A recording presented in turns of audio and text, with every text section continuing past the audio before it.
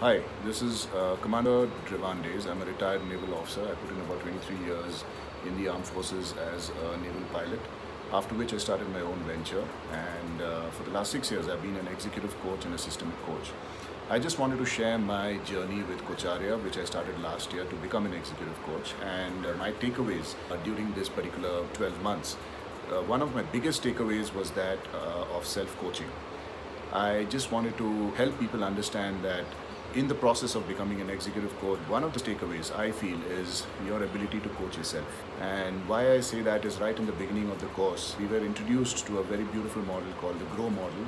The GROW model was introduced by Sir John Whitmore to the entire world, and basically GROW stands for goals, reality, options, and the willingness. But subsequently, as we moved ahead, we were introduced to a set of 4 questions, and I'll quickly cover the 4 questions. And the 4 questions are: what happens when you achieve what you want to achieve? What happens when you do not achieve whatever you are trying to achieve?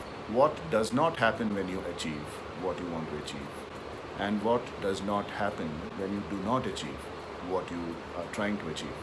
I think this set of 4 questions are brilliant questions when you're trying to figure out something that you want to achieve in your life. And why I say that is because it clearly brings out aspects that you have not been looking into, or aspects that you haven't thought of. When you normally try and set goals, you generally don't think in terms of what will not happen when you achieve something and what will not happen when you will not achieve something. And these are two additional dimensions which you deal with, and then it brings in a lot of clarity.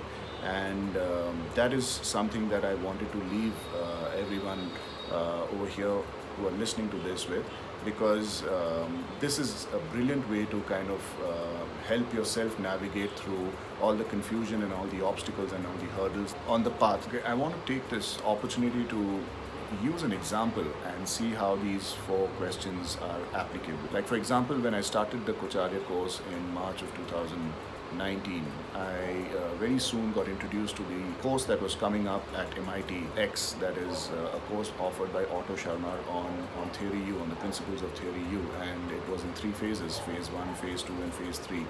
And phase 1 and phase 2 was overlapping with the entire duration of Coacharya. That was 40 weeks.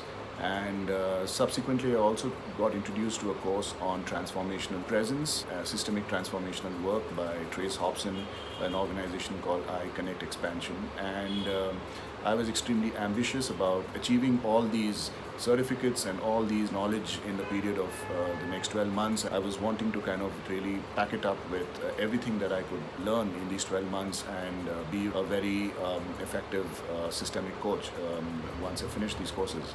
Now, as I started this journey, I soon realized that it was very tight.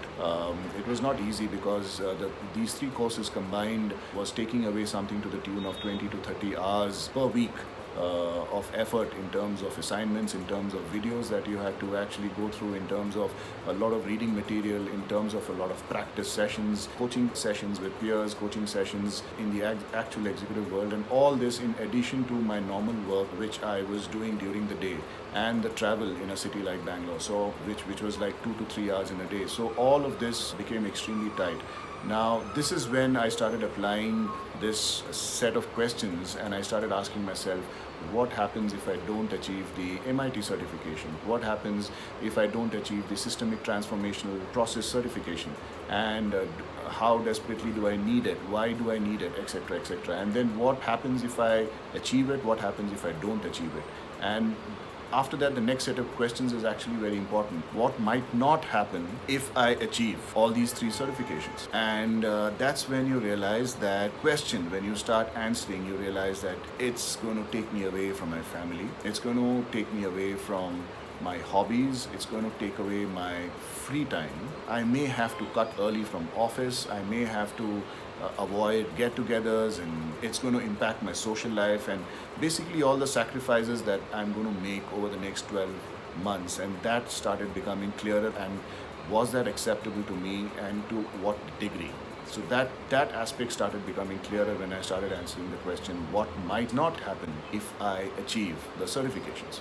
And then comes the next question, what might not happen if I don't achieve the certification? That's a question. It's something that you need to sit and deeply understand, and what really came up for me that I wouldn't really be very happy with myself. That is what was not going to happen, that I'm going to feel happy about the way things are, and to what degree am I not going to feel happy, and how important it is for me to feel that I have achieved all of those three aspects that I have set myself on a path to for the next 12 months. And that became extremely important for me to understand, and that got me a lot of clarity about why I'm doing what I'm doing, and where is my drive coming from, and what is really motivating me towards achieving these things together.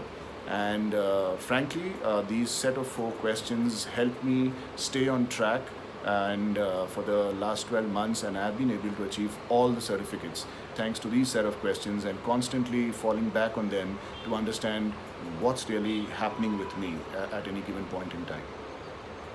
Another beautiful technique that I learned in the process was to get in touch with what is happening to myself at 3 different levels. One is at the thought level, one is at the level of emotions, and one is at the level of sensations.